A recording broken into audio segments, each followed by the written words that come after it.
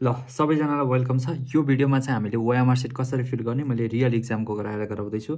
यो मैले फोटोकपी निकालेको, तिमीहरूको यहाँनिरदेखि एउटा डिट्याच हुने टाइपको हुन्छ ओएमआर सिट, अलि लेन्दी हुन्छ, ठिक छ। अरू बाँकी सेम हो मेडिकल एजुकेसन कमिसनको ओएमआर सिट। यसमा फर्स्टमा तिमीहरूले फर्स्टमा गर्ने काम भनेको यस राम्रोसँग इन्स्ट्रक्सन्स सुन्ने र त्यसपछि यहाँ नाम first name middle name last name छ। जसको फर्स्ट मिडल र लास्ट नेम छ तिनीहरूले फिल गर्ने। जसको नाम चाहिँ यो दिएको बक्समा अड्दैन तिनीहरूले पहिल्यै प्रि इन्फर्म गर्ने आफ्नो इन्भिजिलेटरलाई, अनि त्यसपछि उहाँहरूले सोल्युसन दिनुहुन्छ। अब मैले यहाँनिर भर्दैछु आफ्नो नाम, ठिक छ। आफ्नो नाम क्यापिटलमा भर्ने, सौरभ आचार्य मैले भरेँ। त्यसपछि आफूले के गर्ने भन्दा यहाँनिर हेरिरहेको छु एन्सर सिट नम्बर लेखेको छ हो। यो एन्सर सिट नम्बर तिमीहरूले एटेन्डेन्स गर्दाखेरि आफ्नो एटेन्डेन्स बुकमा ठ्याक्कै लेख्नुपर्छ। इन्भिजिलेटरले पनि भन्नुहुन्छ त्यति बेला डोन्ट वरी अबाउट इट, यो खासै मिस हुने चान्स हुँदैन। मेन मिस हुने भनेको यहाँ कहाँनिर हो म भनिदिन्छु। त्यसपछि आफ्नो रोल नम्बर फिल गर्ने। रोल नम्बर तिम्रो रोल नम्बर जे छ त्यही, ठिक छ। रोल नम्बरमा अब मैले 1 2 3 4 5 लेखेँ।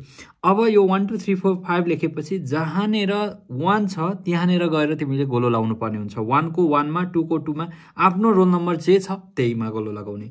र गोलो लाउँदा अलवेज स्टार्ट फ्रम कर्नर, कर्नरबाट स्टार्ट गरेर अनि 20 तिर जाऊ। अब अलिकति थोरै तिनो यसरी बाहिर जाँदा फरक पर्दैन, अनि यसरी फुल्ली सर्कल गर, स्पेसली अझ बिचमा, किनभने जहिले पनि रिड हुँदाखेरि यसरी इन्टरसेक्सन पोइन्टमा कम्प्युटरले रिड गर्छ। त्यही भएर बिचमा चाहिँ कलर हुनैपर्छ। वरिपरि भयो बिचमा भएन भने त्यो तिमीले गोलो लाएर पनि रिड नगर्न सक्छ कम्प्युटरले, र यो कहिले पनि म्यानुअली पेपर चेक हुँदैन। यदि कम्प्युटरले रिड गरेन भने गरेन, सकियो, ठिक छ। अनि त्यसै गरी अब यो 2 को 2 मा, ठिक छ, जहाँदेखि गरे पनि हुन्छ। म भन्छु जहिले पनि के गर, फर्स्टमा बाहिर अनि त्यसपछि भित्र, फर्स्टमा बाहिर।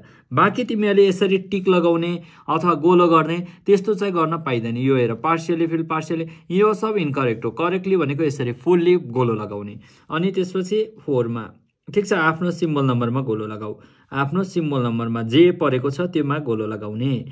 अब यो गोलो लगाइसकेपछि त्यसपछि यहाँ प्रोग्राम देखिरहेको छौ तिमीले, केसको exam, MBBS, BDS, BSc nursing, B pharmacy, जे हो त्यही लेख्ने। मैले अहिले एमबिबिएस लेखेँ यहाँ, ठिक छ। अब यहाँ इक्जाम डेट, इक्जाम डेटमा यहाँ सानो अक्षरमा लेखिरहेको छ डेट, मन्थ, इयर। होइन भने तिमीहरूलाई इन्भिजिलेटरले भन्नुहुन्छ, प्रपरली गाइड गर्नुहुन्छ। Don't worry about it.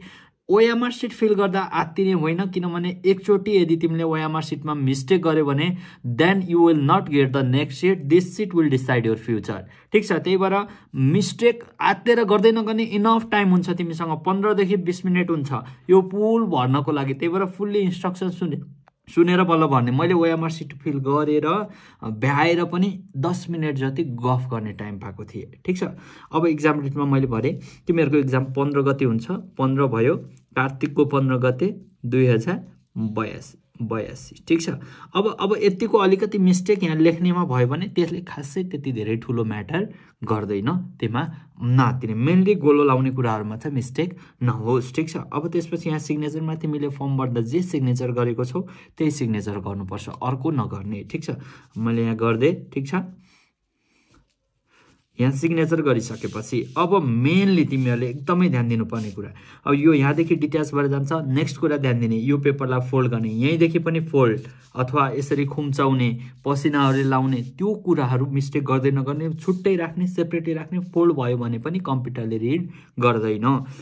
त्यसपछि यहाँनिर क्वेसन सेट। अब कुन क्वेसन सेट पर्छ, मैले आफूले इक्जाम दिँदा पालीमा मेरो बी सेट परेको थियो, त्यही भएर मैले बी सेट लगाएँ। अनि बीलाई गोलो लाउन नबिर्सिने, लेखेर मात्रै हुँदैन है गाइज, एकदम गोलो लाउन नबिर्सिने, किनभने कम्प्युटरले रिड गर्ने गोलो हो स्पेसली, बुझ्यो नि। गोलो लाउन बिर्सिँदैन, दिस इज मस्ट। यसरी फिल गर्ने। त्यसपछि आफूले गर्दै जाऊ, कहिले पनि 200बाट स्टार्ट नगर, किनभने यहाँदेखि भर्न थाल्यो भने यसरी माथि जेल पेन हुन्छ, यस्तै पेन हुन्छ है। मेरो थियो, मैले अझै पनि प्रिजर्भ गरेर राखेको छु, मैले ठ्याक्कै त्यो भेटाएन 4000 को पेन भनेर, ठिक छ। मसँग 2टा कलेक्ट भएको छ, यादको मेमोरीको लागि राखेको छु। यस्तै पेन दिएको हुन्छ तिमीहरूलाई, अनि यस्तै पेन लतपतिन सक्छ बाइचान्स कहिलेकाहीँ, अनि भर्दाखेरि बेन्चहरू हल्लिन सक्छ। त्यो कुराहरू पहिल्यै एडजस्ट गर्ने, द्याट इज टेक्निकल पार्टहरू। बेन्चहरू हल्लिरहेको छ कि छैन, छ ल भने यो बेन्च हल्लिरहेको छ भने इन्भिजिलेटरलाई भनेर रेडी गराउने। किनभने एकजना सी एस्पाइरेन्टले भन्दै थियो, के भन्दै थियो भन्दा मैले त्यो भर्दै थिएँ, भर्दै गर्दाखेरि एकजनाले बेन्च हल्लाइदियो, अनि बेन्च हल्लाएर मेरो पेन चट्टै कोरियो। त्यसले गर्दा मेरो 11-12वटा क्वेसनहरूमा त्यो कोरिएको कारणले 11-12वटा क्वेसन मिस्टेक भयो भनेर भनेको थियो। त्यस्तो इररहरू पनि हुनसक्छ। त्यो कुराहरू एकदम ध्यान दिने, एकदमै ध्यान दिएर केयरफुल्ली भर्ने है। यो कुराहरू केयरफुल्ली गर्ने र पेन पाइसकेपछि जहिले पनि के गर्ने, आफ्नो छुट्टै एडमिट कार्ड हुन्छ, छुट्टै पेपर हुन्छ। मैले अहिले यसैमा गरेँ, एडमिट कार्डको पछाडिको भागमा ओएमआर सिटमा गर्ने होइन है, एडमिट कार्डमा नै यो के गर्ने, फर्स्टमा लेखेर ट्राई गर्ने। यसरी कन्टिन्युअस लेखिरहेको छ किनभने नयाँ पेन हुन्छ, कहिलेकाहीँ थोरै लेख्छ अनि बिचमा लेख्न छोड्छ अनि फेरि लेख्या हुन्छ। त्यस्तो छ भने अन द स्पोट तिमीले क्वेसन सेट पाउनुभन्दा अगाडि नै सर यो पेनले लेखिरहेको छैन, म्याम यो पेनले लेखिरहेको छैन, गिभ मी एनदर पेन भनेर भन। बिकज बिचमा तिमीले पेन एक्सचेन्ज गर्दा नदिन पनि सक्छन्। इन्भिजिलेटरहरू हरामी पनि हुन्छन्, कतै दिन्छन्, कतै दिँदैनन्। त्यही भएर पहिल्यै केयरफुल भएको एकदम राम्रो। यसरी चाहिँ ओएमआर सिट फिल गर्नु। यसरी ओएमआर सिट फिल गर्यो भने हुन्छ।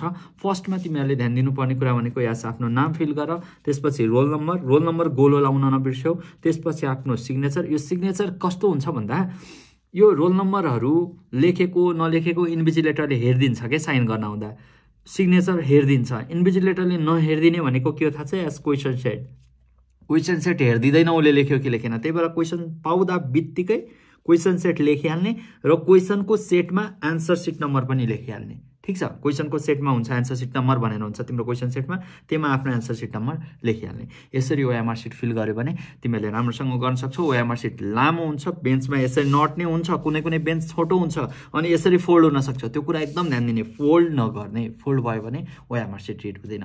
यसरी चाहिँ ओएमआर सिट भर्यो भने this is the correct method. यस्तै इन्फर्मेटिभ भिडियोको लागि आज लर्न विथ सौरभलाई फलो गर्न नबिर्स्यौ र तिमीलाई अर्को कुन टपिकमा भिडियो चाहिएको छ कमेन्ट गर्न नबिर्स्यौ।